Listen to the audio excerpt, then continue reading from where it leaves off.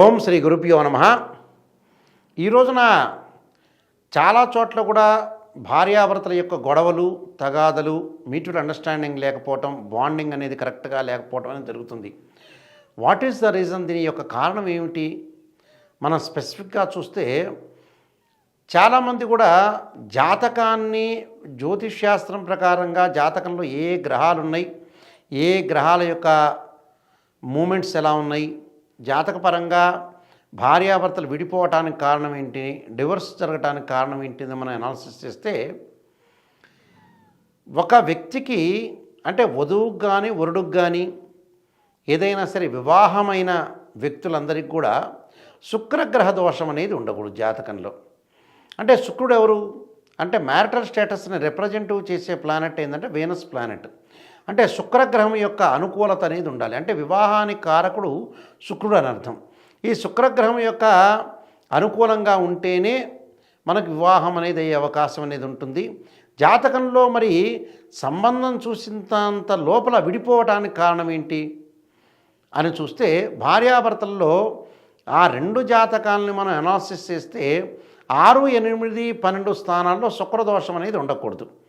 అంటే భర్తకైనా భార్యకైనా 6, 8, 12 స్థానాల్లో శుక్రదోషం ఉంటే కళత్రకారకుడైన శుక్రుడు అలాంటి దోషం ఉంటే భార్యాభర్తలు విడిపోయే అవకాశం అనేది ఉంటుంది. అలానే శుక్రుడు రాహుతో కానీ కుజుడితో కానీ శనితో కానీ రవితో కానీ కంజంక్షన్ అయితే కలిస్తే అంటే శుక్రరాహువులు కలవటం కానీ శుక్రకేతువులు కలవటం కానీ శుక్రుడు శని కలవటం కానీ శుక్రుడు కుజుడు కలవటం కానీ శుక్రుడు రవితో కలవటం వల్ల కూడా భార్యాభర్తల యొక్క సంబంధ బాంధవ్యాలు అనేవి భిన్నమైన అభిప్రాయాలు కలిగే అవకాశం బాగా ఎక్కువగా ఉంటాం. ఇగో ప్రాబ్లమ్స్, ఒకళ్ళ చెప్పినట్టు మాట ఇంకోళ్ళు వినకపోవటం, ఆర్గ్యుమెంట్స్ జరగటం, వాదనలు జరిగే అవకాశాలన్నీ జరిగి వాళ్ళు విడిపోయే అవకాశాలు అనేవి ఎక్కువగా ఉంటాయి. అలానే శుక్రుడు 6, 8, 12 స్థానాల్లో కాకుండా పాపగ్రహాలతో రాహువుతోటి కేతువుతోటి కుజుడితో శనితోటి కంజంక్షన్ కాకూడదు. ప్లస్ ఇంకొకటి కూడా ఉంది, 3వ పాయింట్. ఇందులో శుక్రుడు అశ్వని మఖ మూలా నక్షత్రాల్లో ఉండకూడదు. శుక్రగ్రహం ఏ నక్షత్రంలో ఉంది కూడా మనం చూసుకోవాలి. శుక్రుడు కొన్ని స్థానాలలో ఏ స్థానాల్లో ఉన్నారో ఆ స్థానాలు మంచివా కాదా చూసుకోవాలి. శుక్రుడితోటి ఏ గ్రహాలు కలిసి ఉన్నాయో చూసుకోవాలి. శుక్రుడు ఏ నక్షత్రంలో ఉంది కూడా చూసుకోవాలి. ఇది 3వ పాయింట్. శుక్రుడు అశ్వని మఖ మూలా నక్షత్రమైన కేతు నక్షత్రంలో ఉండకూడదు. శుక్రుడు ఆరుద్ర స్వాతి శతభిష నక్షత్రంలో రాహు నక్షత్రంలో ఉండకూడదు. శుక్రుడు ఏదైతే మృగశిర చిత్త ధనిష్ట నక్షత్రంలో ఉండకూడదు. అలానే శుక్రుడు ముఖ్యంగా పుష్యమి నక్షత్రంలో కానీ ఉత్తరాభాద్ర నక్షత్రంలో అనురాధ నక్షత్రంలో శని నక్షత్రాల్లో ఉండకూడదు. శుక్రుడు కృత్తిక ఉత్తరాషాఢ నక్షత్రంలో ఉండటం కూడా దోషంగా మనం చెప్తాం. ఎందుకంటే ఈ దోషాలన్నీ కూడా శుక్రుడు ఎక్కడున్నాడు, 6, 8, 12 స్థానాల్లో ఉన్నాడా, లేకపోతే శుక్రుడు పాపగ్రహ నక్షత్రాల్లో ఉన్నాడు, ఇవన్నీ కూడా మనం చూడాలి. చూస్తే ఎక్కడ ఎవరికి చూడాలి? అబ్బాయికి చూడాలి, అమ్మాయికి కూడా చూడాలి. వాళ్ళు ఎందుకు విడిపోతున్నారు, కారణం ఏంటి, వాట్ ఈస్ ద రీజన్ తెలుసుకోవాలి. ఇప్పుడు కూడా నిజాన్ని తెలుసుకోవటం అనేది చాలా ప్రాముఖ్యమైనది, ఇంపార్టెంట్ అది. ఇలానే శుక్రుడు నేను చెప్పినట్టుగా అలానే ఒక జాతకాన్ని మనం సంపూర్తిగా ఎనాలిసిస్ చేస్తే వధువు కానీ వరుడు యొక్క జాతకంలో 2, 7, 8, 12 స్థానాన్ని ఎనాలిసిస్ చేయాలి. మరి 2వ స్థానం ఏంది జన్మలగ్నం నుంచి అంటే 2వ స్థానం కుటుంబ స్థానం అని అర్థం. అంటే భార్యాభర్తల యొక్క కలయిక ఎలా ఉంటుంది, మరుదులు ఎలా ఉంటారు, ఆడపిల్లలు ఎలా ఉంటారు, అత్తమామ ఎలా ఉంటారు, ఒక ఇంటిలోకి ఒక ఆడపిల్ల వెళ్ళిన తర్వాత కొత్తగా వెళ్ళిన తర్వాత భర్త ఎలా ఉంటాడు, ఎలాంటి క్యారెక్టర్, మరిది ఎలా ఉంటాడు, అలానే అత్తగారు మామగారు ఎలా ఉంటారు, ఆడపిల్లలు ఎలా ఉంటారు, వాళ్ళ యొక్క రిలేషన్ ఎలా ఉంటుందనేది చూసే స్థానం ఏంటంటే 2వ స్థానం.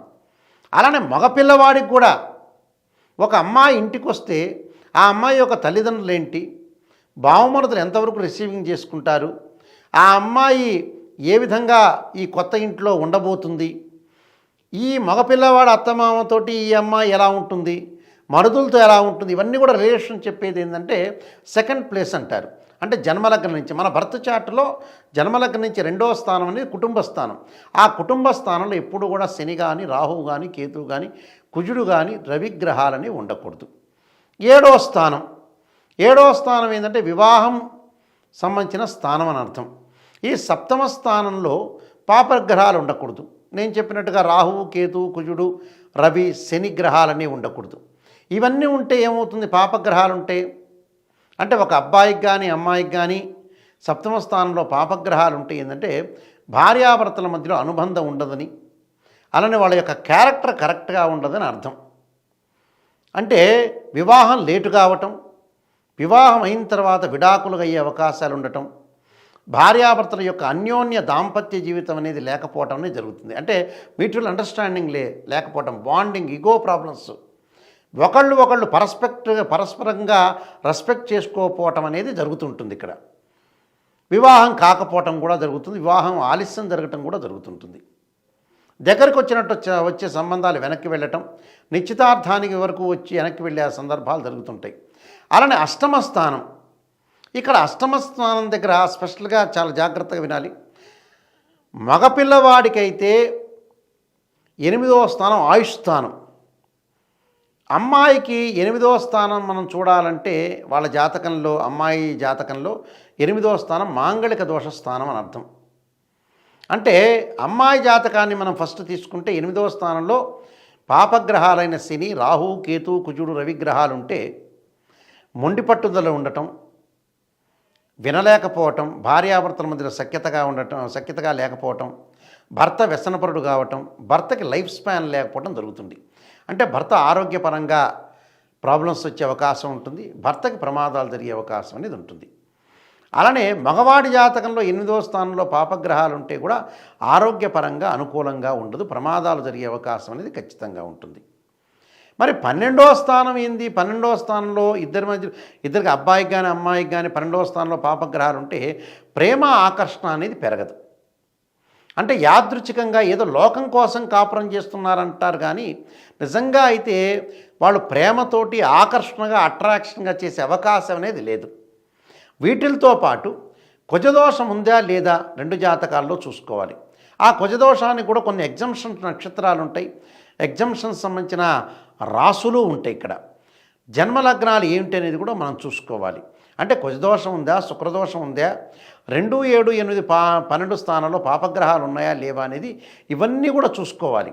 చూసుకొనే తర్వాత నెక్స్ట్ స్టెప్లో 2 కూడా మ్యాచింగ్ అయినాయా లేదా కూడా చూసుకోవాలి. ఇవన్నీ మనం అన్నీ కూడా రాశి పొంతన, గ్రహమైత్రి, జన్మలగ్నాలు, నాడీ దోషము, రద్దు దోషము, గుణాలు ఎన్ని వచ్చినాయి, ఇవన్నీ కూడా ప్రతిదీ కూడా మనం ఆలోచన చేసి, చాలామంది కూడా గుణాల గురించి చెప్తుంటారు, అదే ప్రాతిపదిక కాదు, మిగతావన్నీ కూడా మనం చూస్తే వాళ్ళు విడిపోయే అవకాశం అనేది ఉండదు. ఇవన్నీ జాతకపరంగా చూస్తే ఇవన్నీ కూడా దోషాలనేవి, నేను చెప్పిన దోషాలన్నీ కూడా ఉంటే డివర్స్ జరిగే అవకాశం ఉంటుంది. ఇవన్నీ కూడా చాలామంది వివాహం తర్వాత ఏందో మేము జ్యోతిష్యులకు చూపించుకోలేదు అని ఆతృత పడుతుంటారు, అవి ముందుగానే చూపించుకోవాలి. లైఫ్ని ఎప్పుడు కూడా సీరియస్గా తీసుకుంటేనే జాగ్రత్త పడినట్టు అర్థం. లైఫ్ని ఏదో నెగ్లెక్ట్ చేసుకుని ఏముందిలే అనుకుంటే జీవితం అనేది ప్రాబ్లమ్స్కి వచ్చే అవకాశం ఎక్కువగా ఉంటుంది. కాబట్టి జాతకాన్ని కరెక్ట్గా అనాలిసిస్ చేసుకొని ముందుకు వెళ్ళండి. మన జీవితాన్ని చాలా జాగ్రత్తగా ఉండి ముందుకు తీసుకెళ్ళటం అనేది చాలా మంచిది. ఇవన్నీ కూడా ఆలోచన చేయండి. సర్వే జనా సుఖినో భవంతు.